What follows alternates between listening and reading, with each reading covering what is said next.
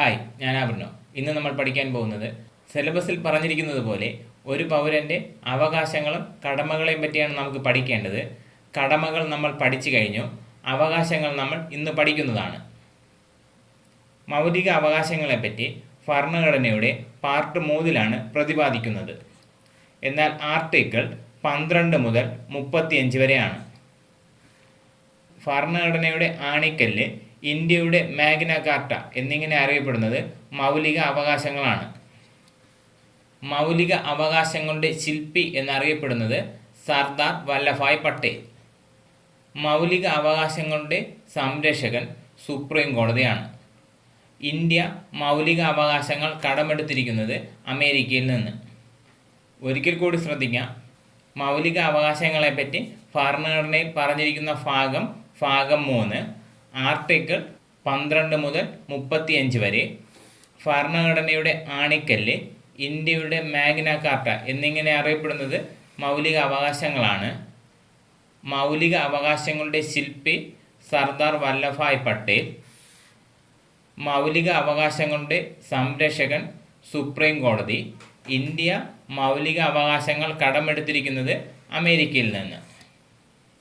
ഭരണഘടന നിലവിൽ വന്നപ്പോൾ മൗലിക അവകാശങ്ങൾ 7 എന്നാൽ ഇന്ന് 6 മൗലിക അവകാശങ്ങളാണുള്ളത്. ആർട്ടിക്കിൾ 31 സ്വത്തവകാശമാണ് 1978 44 ഭേദഗതി പ്രകാരം 300A എടുത്തു മാറ്റിയത്. സ്വത്തവകാശം ഇന്നൊരു നിയമ അവകാശമാണ്. സ്വത്തവകാശത്തെ മൗലിക അവകാശത്തിൽ നിന്ന് നീക്കുമ്പോൾ ഇന്ത്യൻ പ്രധാനമന്ത്രി മൊറാർജി ദേശായിയും ഇന്ത്യൻ പ്രസിഡന്റ് നീലം സഞ്ജീവ റെഡ്ഡിയുമാണ്. ഭരണഘടന നിലവിൽ വരുമ്പോൾ മൗലിക അവകാശങ്ങൾ 7 എന്നാൽ ഇന്ന് നിലവിലുള്ളത് 6 മൗലിക അവകാശങ്ങളാണ്. ആർട്ടിക്കിൾ 31 സ്വത്തവകാശമാണ് 1978 44 ഭേദഗതി പ്രകാരം എടുത്തു മാറ്റിയത്. ഇന്ന് സ്വത്തവകാശം ആർട്ടിക്കിൾ 300A കാണപ്പെടുന്നു. ഇന്ന് സ്വത്തവകാശം ഒരു നിയമ അവകാശമാണ്.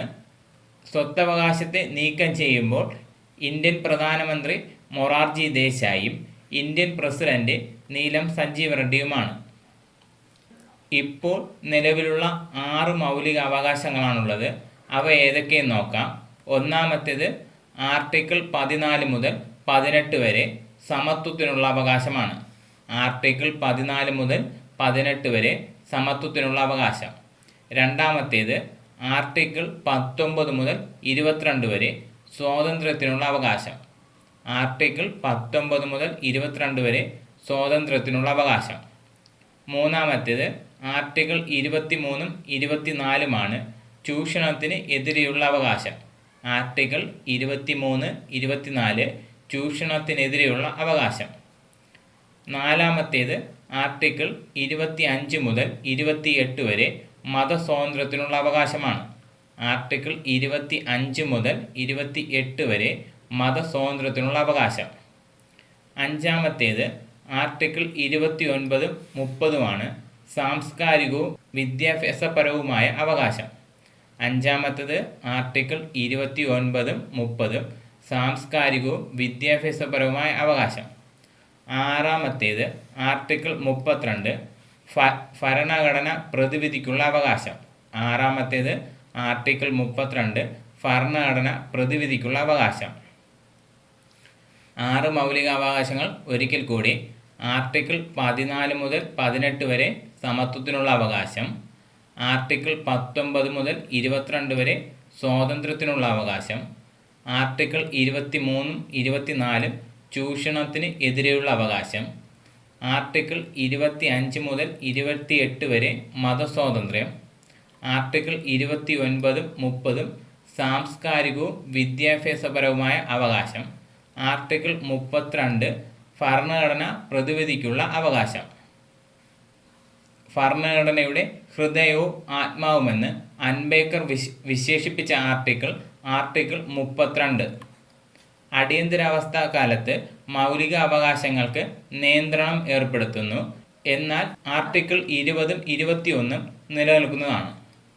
ഭരണഘടനയുടെ ഹൃദയവും ആത്മാവും എന്ന് അൻബേദ്കർ വിശേഷിപ്പിച്ച ആർട്ടിക്കിൾ 32 അടിയന്തരാവസ്ഥ കാലത്ത് മൗലികാവകാശങ്ങൾ റദ്ദ് ചെയ്യുന്നതാണ്. എന്നാൽ അതിൽ നിലനിൽക്കുന്ന ആർട്ടിക്കിളുകൾ 20 21. മൗലിക അവകാശങ്ങളെ പറ്റിയുള്ള പ്രമേയം പാസാക്കിയ കോൺഗ്രസ് സമ്മേളനം 1931 കറാച്ചി സമ്മേളനം. മൗലിക അവകാശങ്ങളെക്കുറിച്ചുള്ള പ്രമേയം പാസാക്കിയ കോൺഗ്രസ് സമ്മേളനം 1931 കറാച്ചി സമ്മേളനം. കറാച്ചി സമ്മേളനത്തിൻ്റെ അധ്യക്ഷൻ സർദാർ വല്ലഭായ് പട്ടേൽ. മൗലിക അവകാശങ്ങളെക്കുറിച്ചുള്ള പ്രമേയം എഴുതി തയ്യാറാക്കിയത് നെഹ്റു. മൗലിക അവകാശങ്ങളെക്കുറിച്ചുള്ള പ്രമേയം പാസാക്കിയ കോൺഗ്രസ് സമ്മേളനം 1931 കറാച്ചി സമ്മേളനം. കറാച്ചി സമ്മേളനത്തിൻ്റെ അധ്യക്ഷൻ സർദാർ വല്ലഭായ് പട്ടേൽ. മൗലിക അവകാശങ്ങളെക്കുറിച്ചുള്ള പ്രമേയം എഴുതി തയ്യാറാക്കിയത് നെഹ്റു. മൗലിക അവകാശങ്ങൾ ഓരോന്നായിട്ട് നോക്കാം. ആർട്ടിക്കിൾ 14 മുതൽ 18 വരെ സമത്വത്തിനുള്ള അവകാശമാണ്. ആർട്ടിക്കിൾ 14 മുതൽ 18 വരെ സമത്വത്തിനുള്ള അവകാശം. ആർട്ടിക്കിൾ 14 നിയമത്തിന് മുന്നിൽ എല്ലാവരും തുല്യരാണ്. ആർട്ടിക്കിൾ 15 മതം, വർഗം, ജാതി, ലിംഗം, ജന്മസ്ഥലം എന്നിവയുടെ അടിസ്ഥാനത്തിൽ വിവേചനം പാടില്ല. സ്ത്രീകൾക്കും കുട്ടികൾക്കും പരിഗണന നൽകുന്ന ആർട്ടിക്കിൾ 15 ആർട്ടിക്കിൾ 16 സർക്കാർ ഉദ്യോഗങ്ങളിൽ അവസര സമത്വം. ആർട്ടിക്കിൾ 17 തൊട്ടുകൂടായ്മ, അയിത്തം എന്നിവ നിരോധിക്കുന്നു. ആർട്ടിക്കിൾ 17 തൊട്ടുകൂടായ്മ, അയിത്തം എന്നിവ നിരോധിക്കുന്നു. മഹാത്മാഗാന്ധി കി ജയ് എന്ന് വിളിച്ചുകൊണ്ട് പാസാക്കിയ ഭരണഘടനയിലെ ഏക ആർട്ടിക്കിളാണ് ആർട്ടിക്കിൾ 17. ആർട്ടിക്കിൾ 18 പദവി നാമങ്ങൾ നിരോധിക്കുന്നു. ആർട്ടിക്കിൾ 18 പദവി നാമങ്ങൾ നിരോധിക്കുന്നു. ഒരിക്കൽ കൂടി ശ്രദ്ധിക്കാം. ആർട്ടിക്കിൾ 14 മുതൽ 18 വരെ സമത്വത്തിനുള്ള അവകാശമാണ്. ആർട്ടിക്കിൾ 14 നിയമത്തിന് മുന്നിൽ എല്ലാവരും തുല്യർ. ആർട്ടിക്കിൾ 15 മതം, വർഗം, ജാതി, ലിംഗം, ജന്മസ്ഥലം എന്നിവയുടെ അടിസ്ഥാനത്തിൽ വിവേചനം പാടില്ല. സ്ത്രീകൾക്കും കുട്ടികൾക്കും പ്രത്യേകം പരിഗണന നൽകുന്ന ആർട്ടിക്കിൾ 15 ആർട്ടിക്കിൾ 16 സർക്കാർ ഉദ്യോഗങ്ങളിൽ അവസര സമത്വം. ആർട്ടിക്കിൾ 17 തൊട്ടുകൂടായ്മ, അയിത്തം എന്നിവ നിരോധിക്കുന്നു. മഹാത്മാഗാന്ധി കി ജയ് എന്ന് വിളിച്ചുകൊണ്ട് പാസാക്കിയ ഭരണഘടനയിലെ ഏക ആർട്ടിക്കിൾ 17 ആർട്ടിക്കിൾ 18 പദവി നാമങ്ങൾ നിരോധിക്കുന്നു. മൗലിക അവകാശങ്ങളിൽ രണ്ടാമത്തേത് സ്വാതന്ത്ര്യത്തിനുള്ള അവകാശം. ആർട്ടിക്കിൾ 19 മുതൽ 22 വരെ. ആർട്ടിക്കിൾ 19 മുതൽ 22 വരെ സ്വാതന്ത്ര്യത്തിനുള്ള അവകാശം. ആർട്ടിക്കിൾ 19 പറയുന്നത് 6 മൗലിക സ്വാതന്ത്ര്യങ്ങളാണ്. ആർട്ടിക്കിൾ 19 പറയുന്നത് 6 മൗലിക സ്വാതന്ത്ര്യങ്ങൾ. 1. അഭിപ്രായ സ്വാതന്ത്ര്യം. 2. ആയുധങ്ങൾ ഇല്ലാതെ സമാധാനപരമായി സമ്മേളിക്കാനുള്ള സ്വാതന്ത്ര്യം. 3. സംഘടനകൾ രൂപീകരിക്കാനുള്ള സ്വാതന്ത്ര്യം. 4. സഞ്ചാര സ്വാതന്ത്ര്യം. 5. ഇന്ത്യയിൽ എവിടെയും താമസിക്കാനുള്ള സ്വാതന്ത്ര്യം. 6. മാന്യമായി ഏതു തൊഴിൽ ചെയ്യാനുമുള്ള സ്വാതന്ത്ര്യം. മൗലിക അവകാശങ്ങളിൽ രണ്ടാമത്തേത് സ്വാതന്ത്ര്യത്തിനുള്ള അവകാശം പ്രതിപാദിക്കുന്ന ആർട്ടിക്കിൾ 19 മുതൽ 22 വരെ. ആർട്ടിക്കിൾ 19 പ്രതിപാദിക്കുന്നത് 6 മൗലിക സ്വാതന്ത്ര്യങ്ങളാണ്. ആർട്ടിക്കിൾ 19 6 മൗലിക സ്വാതന്ത്ര്യങ്ങൾ. ഒന്നാമത്തേത് അഭിപ്രായ സ്വാതന്ത്ര്യം. 2. ആയുധങ്ങൾ ഇല്ലാതെ സമാധാനപരമായി സമ്മേളിക്കാനുള്ള സ്വാതന്ത്ര്യം. 3. സംഘടനകൾ രൂപീകരിക്കാനുള്ള സ്വാതന്ത്ര്യം. 4. സഞ്ചാര സ്വാതന്ത്ര്യം. 5. ഇന്ത്യയിലെവിടെയും താമസിക്കാനുള്ള സ്വാതന്ത്ര്യം. 6. മാന്യമായ തൊഴിൽ ചെയ്യാനുള്ള സ്വാതന്ത്ര്യം. പത്രസ്വാതന്ത്ര്യം ഉൾപ്പെടുന്ന ആർട്ടിക്കിൾ 19. അടിയന്തരാവസ്ഥ പ്രഖ്യാപിച്ച ഉടൻ സ്വാഭാവികമായും റദ്ദാക്കപ്പെടുന്ന ആർട്ടിക്കിൾ ഏതെന്ന് ചോദിച്ചാലും ആർട്ടിക്കിൾ 19. പത്രസ്വാതന്ത്ര്യം ഉൾപ്പെടുന്നത് 19ാമത്തെ ആർട്ടിക്കിൾ. അടിയന്തരാവസ്ഥ പ്രഖ്യാപിച്ചാലുടൻ സ്വാഭാവികമായും റദ്ദാകുന്ന ആർട്ടിക്കിളും ആർട്ടിക്കിൾ 19 ആണ്. ആർട്ടിക്കിൾ 19 മൗലിക സ്വാതന്ത്ര്യങ്ങൾ. ആർട്ടിക്കിൾ 20 മുൻകാല പ്രാബല്യത്തോടെ ക്രിമിനൽ നിയമം പാസാക്കാൻ പാടില്ല. ഒരു വ്യക്തിയെ ഒരു കുറ്റത്തിന് ഒന്നിലധികം തവണ ശിക്ഷിക്കാൻ പാടില്ല. ക്രിമിനൽ കേസുകളിൽ ഒരു വ്യക്തിയെ അയാൾക്കെതിരെ തെളിവ് നൽകാൻ പ്രേരിപ്പിക്കാൻ പാടില്ല. ആർട്ടിക്കിൾ 20 ഒരിക്കൽ കൂടി നോക്കാം. മുൻകാല പ്രാബല്യത്തോടെ ക്രിമിനൽ നിയമം പാസാക്കാൻ പാടില്ല. ഒരു വ്യക്തിയെ ഒരു കുറ്റത്തിന് ഒന്നിലധികം തവണ ശിക്ഷിക്കാൻ പാടില്ല. ക്രിമിനൽ കുറ്റത്തിന് ഒരു വ്യക്തിയെ അയാൾക്കെതിരെ തെളിവ് നൽകാൻ പ്രേരിപ്പിക്കാൻ പാടില്ല. ആർട്ടിക്കിൾ 21 ജീവിക്കുന്നതിനും വ്യക്തി സ്വാതന്ത്ര്യത്തിനുമുള്ള അവകാശമാണ്. മൗലിക അവകാശങ്ങളുടെ അടിത്തറ എന്നറിയപ്പെടുന്ന ആർട്ടിക്കിൾ 21. പൊതുസ്ഥലങ്ങളിൽ പുകവലിക്കുന്നത് കേരള ഹൈക്കോടതി നിരോധിച്ചത് ആർട്ടിക്കിൾ 21 പ്രകാരമാണ്. അടിയന്തരാവസ്ഥാ കാലത്തും റദ്ദാകാത്ത ആർട്ടിക്കിളുകൾ 20ഉം 21. ഒരിക്കൽ കൂടി ശ്രദ്ധിക്കാം. ആർട്ടിക്കിൾ 21 ജീവിക്കുന്നതിനും വ്യക്തി സ്വാതന്ത്ര്യത്തിനുമുള്ള അവകാശമാണ് ആർട്ടിക്കിൾ 21. മൗലിക അവകാശങ്ങളുടെ അടിത്തറ എന്ന് പറയുന്ന ആർട്ടിക്കിൾ 21.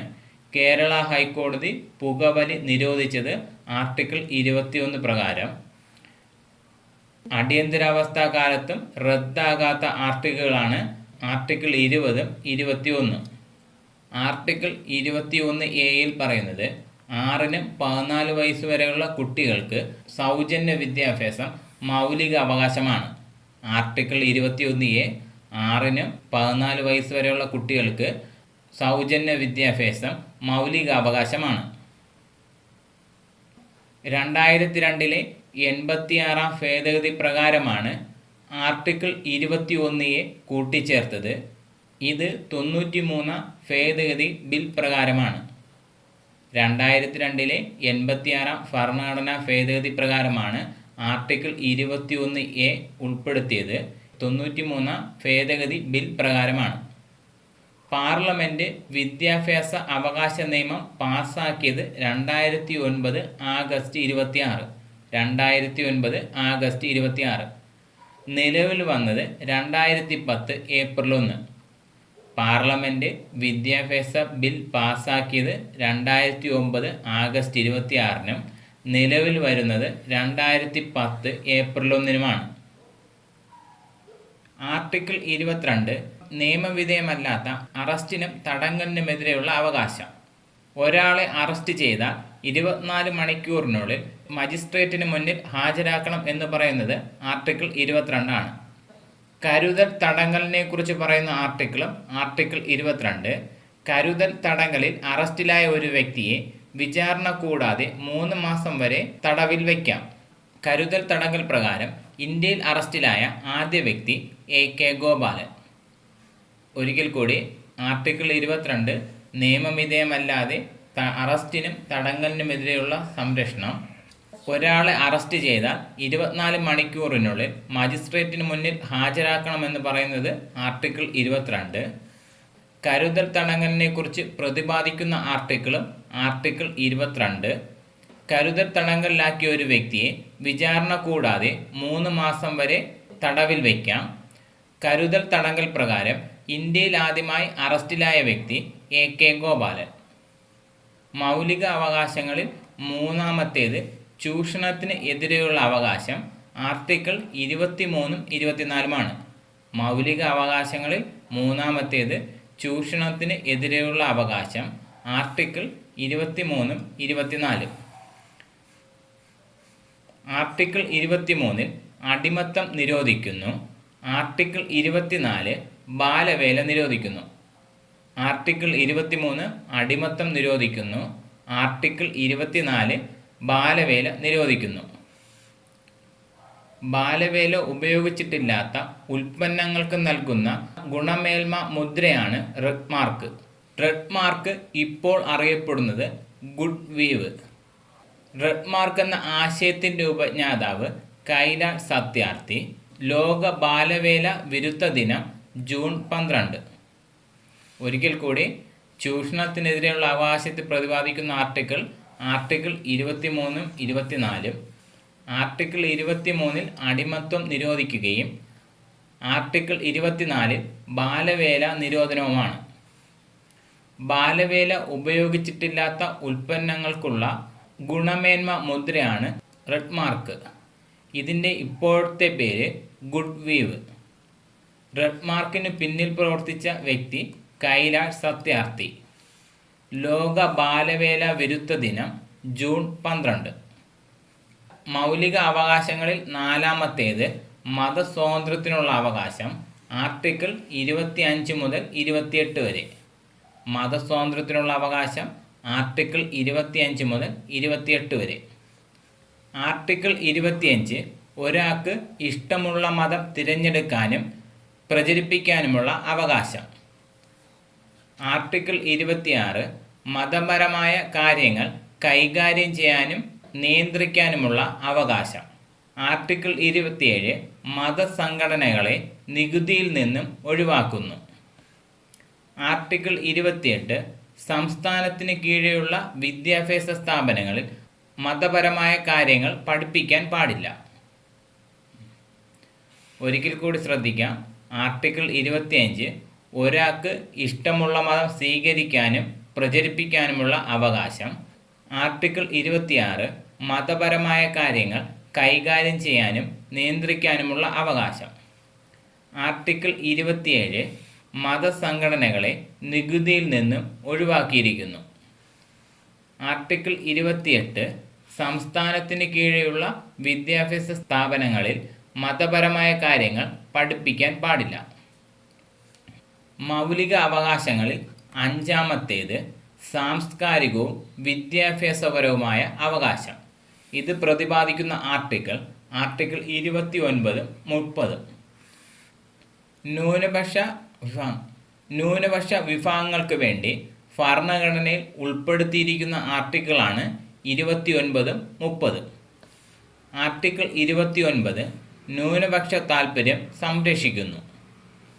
ആർട്ടിക്കിൾ 30 ന്യൂനപക്ഷ വിഭാഗങ്ങൾക്ക് വിദ്യാഭ്യാസ സ്ഥാപനങ്ങൾ തുടങ്ങാനും നടത്താനുമുള്ള അവകാശം. ഒരിക്കൽ കൂടി, മൗലിക അവകാശങ്ങളിൽ 5-ാമത്തേത് സാംസ്കാരികവും വിദ്യാഭ്യാസപരമായ അവകാശമാണ്. ഇത് പ്രതിപാദിക്കുന്നത് ആർട്ടിക്കിൾ 29 30. ന്യൂനപക്ഷക്കാർക്ക് വേണ്ടി ഭരണഘടനയിൽ ഉൾപ്പെടുത്തിയിരിക്കുന്നതാണ് ആർട്ടിക്കിൾ 29 30. ആർട്ടിക്കിൾ 29 ന്യൂനപക്ഷ താൽപ്പര്യങ്ങൾ സംരക്ഷിക്കുന്നു. ആർട്ടിക്കിൾ 30 ന്യൂനപക്ഷ വിഭാഗങ്ങൾക്ക് വിദ്യാഭ്യാസ സ്ഥാപനങ്ങൾ ആരംഭിക്കാനും നടത്താനുമുള്ള അവകാശം. ആർട്ടിക്കിൾ 31 സ്വത്തവകാശം. 1978 44-ാം ഭേദഗതി പ്രകാരം നീക്കം ചെയ്തു. ഇപ്പോൾ സ്വത്തവകാശമുള്ളത് 300A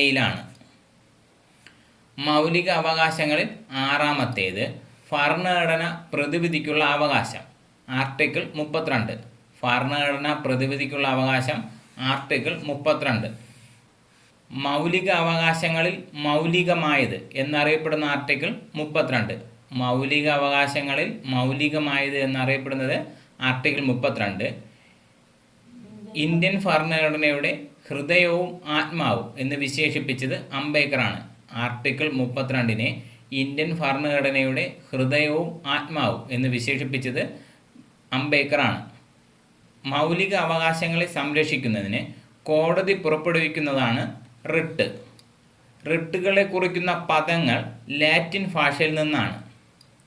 ഇന്ത്യൻ ഭരണഘടന റിട്ട് കടമെടുത്തിരിക്കുന്നത് ബ്രിട്ടനിൽ നിന്ന്. റിട്ട് പുറപ്പെടുവിക്കാനുള്ള അധികാരമുള്ളത് സുപ്രീം കോടതിക്കും ഹൈക്കോടതിക്കും. ആർട്ടിക്കിൾ 32 പ്രകാരം സുപ്രീം കോടതിയും 226 പ്രകാരം ഹൈക്കോടതിയും റിട്ട് പുറപ്പെടുവിക്കുന്നു. ഒരിക്കൽ കൂടി ശ്രദ്ധിക്കാം. മൗലിക അവകാശങ്ങളിൽ 6-ാമത്തേത് ഭരണഘടന പ്രതിവിധിക്കുള്ള അവകാശം. ആർട്ടിക്കിൾ 32. മൗലിക അവകാശങ്ങളിൽ മൗലികമായത് എന്ന് വിശേഷിപ്പിക്കുന്ന ആർട്ടിക്കിൾ 32 ആണ്. ഭരണഘടനയുടെ ഹൃദയവും ആത്മാവും എന്ന് ആർട്ടിക്കിൾ 32 വിളിച്ചത് BR അംബേദ്കർ. മൗലിക അവകാശങ്ങൾ സംരക്ഷിക്കുന്നതിന് കോടതി പുറപ്പെടുവിക്കുന്നതാണ് റിട്ട്. റിട്ടുകളെ കുറിക്കുന്ന പദങ്ങൾ ലാറ്റിൻ ഭാഷയിലുള്ളതാണ്. ഇന്ത്യൻ ഭരണഘടന റിട്ടുകൾ കടമെടുത്തിരിക്കുന്നത് ബ്രിട്ടനിൽ നിന്ന്. റിട്ടുകൾ പുറപ്പെടുവിക്കാൻ അധികാരമുള്ളത് സുപ്രീം കോടതിക്കും ഹൈക്കോടതിക്കും. ആർട്ടിക്കിൾ 32 പ്രകാരം സുപ്രീം കോടതിയും ആർട്ടിക്കിൾ 226 പ്രകാരം ഹൈക്കോടതിയും റിട്ട് പുറപ്പെടുവിക്കുന്നു. സുപ്രീം കോടതി 32 ആർട്ടിക്കിളും ഹൈക്കോടതി 226 ആർട്ടിക്കിളും.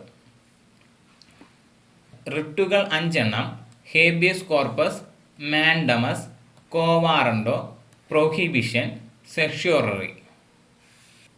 വ്യക്തി സ്വാതന്ത്ര്യത്തിൻ്റെ സംരക്ഷകൻ എന്നറിയപ്പെടുന്നത് ഹേബിയസ് കോർപ്പസ്. ഹേബിയസ് കോർപ്പസിൻ്റെ അർത്ഥം നിങ്ങൾക്ക് ശരീരം ഏറ്റെടുക്കാം. വ്യക്തി സ്വാതന്ത്ര്യത്തിൻ്റെ സംരക്ഷകൻ ഹേബിയസ് കോർപ്പസ്. ഹേബിയസ് കോർപ്പസ് എന്ന വാക്കിനർത്ഥം നിങ്ങൾക്ക് ശരീരം ഏറ്റെടുക്കാം. നിയമവിധേയമല്ലാതെ തടവിൽ വച്ചിരിക്കുന്ന ഒരാളെ മോചിപ്പിക്കുന്നതിനായി പുറപ്പെടുവിക്കുന്ന റിട്ടാണ് habeas corpus. Habeas corpus writ ആദ്യമായി കാണപ്പെട്ടത് മാഗ്ന കാർട്ടയിൽ. പൗരന്മാരുടെ മൗലിക അവകാശങ്ങളെക്കുറിച്ചുള്ള ലോകത്തിലെ ആദ്യ പ്രമാണിക രേഖയാണ് മാഗ്ന കാർട്ട. ഹേബിയസ് കോർപ്പസ് വ്യക്തി സ്വാതന്ത്ര്യത്തിൻ്റെ സംരക്ഷകൻ എന്നറിയപ്പെടുന്നു. ഹേബിയസ് കോർപ്പസ് എന്ന വാക്കിനർത്ഥം നിങ്ങൾക്ക് ശരീരം ഏറ്റെടുക്കാം.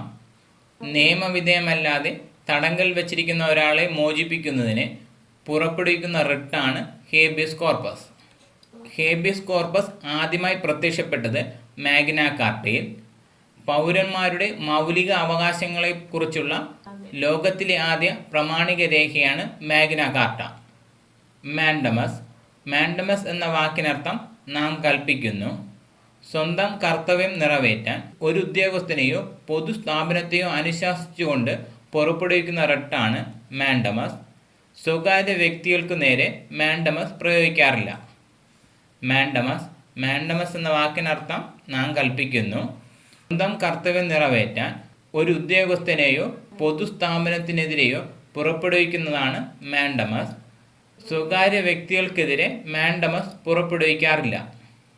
കോവാറണ്ടോ വാക്കിനർത്ഥം എന്തധികാരം. ഒരു വ്യക്തി അദ്ദേഹത്തിന് അർഹമല്ലാത്ത ഉദ്യോഗം കൈകാര്യം ചെയ്യുന്നെങ്കിൽ അതിനെതിരെ പുറപ്പെടുവിക്കുന്നതാണ് കോവാറണ്ടോ. ശ്രീ പത്മനാഭസ്വാമി ക്ഷേത്രത്തിനെതിരെ സുപ്രീം കോടതി ഉപയോഗിച്ച റിട്ടും കോവാറണ്ടോ ആണ്. കോവാറണ്ടോ എന്ന വാക്കിനർത്ഥം എന്തധികാരം. ഒരു വ്യക്തി അദ്ദേഹത്തിന് അർഹമല്ലാത്ത പദവി കൈകാര്യം ചെയ്യുന്നെങ്കിൽ പുറപ്പെടുവിക്കുന്നതാണ് കോവാറണ്ടോ.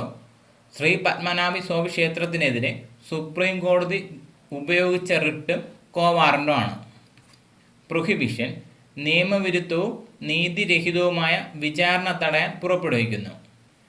നിയമവിരുദ്ധവും നീതിരഹിതവുമായ വിചാരണ തടയാൻ പുറപ്പെടുവിക്കുന്ന റിട്ടാണ് പ്രൊഹിബിഷൻ. ഒരു കീഴ്ക്കോടതി അതിൻ്റെ അധികാര പരിധി ലംഘിക്കുകയാണെങ്കിൽ പ്രൊഹിബിഷൻ. സെഷ്യോററി കീഴ്ക്കോടതിയിൽ നിന്ന് മേൽക്കോടതിയിലേക്ക് മാറ്റാൻ ഉത്തരവിടുന്നതാണ് സെഷ്യോററി. വീഡിയോ ഇഷ്ടമായെങ്കിൽ ചാനൽ സബ്സ്ക്രൈബ് ചെയ്യുക. തൊട്ടടുത്താണെന്ന ബെല്ലൈക്കൻ എനേബിൾ ചെയ്യുക. നിങ്ങളുടെ അടുത്തുള്ള സുഹൃത്തുക്കൾക്ക് ഈ വീഡിയോയെക്കുറിച്ചും ചാനലിനെക്കുറിച്ചും പരിചയപ്പെടുത്തി കൊടുക്കുക.